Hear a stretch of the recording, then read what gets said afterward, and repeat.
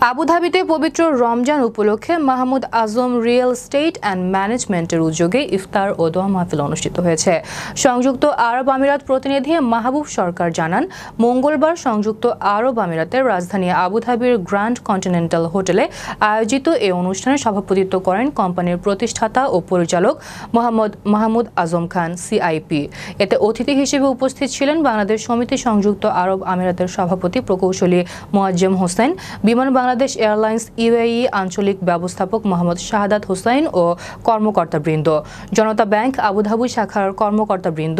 Index money exchange এবং প্রধান নির্বাহী কর্মকর্তা আব্দুল সালাম, বিশিষ্ট ব্যবসায়ী ও কমিউনিটি ব্যক্তিত্ব আলহাজ মোহাম্মদ আবুল বাশার, জাকির হোসেন খতিব, প্রকৌশলী মোহাম্মদ আলী, প্রকৌশলী আমজাদ হোসেন খান, সৈয়দ মোহাম্মদ তারেক, নূর মোহাম্মদ, প্রকৌশলী মিজানুর রহমান সোহেল, প্রকৌশলী লুৎফর রহমান, প্রকৌশলী আবুল কাশেম তুহিন, মোহাম্মদ ওসমান, মোহাম্মদ শফি, সৈয়দ লুৎফর রহমান, রবিউল হাসান তালুকদার, মোহাম্মদ আলমগীর এবং মোহাম্মদ আরাফাত সহ বিশিষ্ট প্রবাসী ব্যক্তিবর্গ।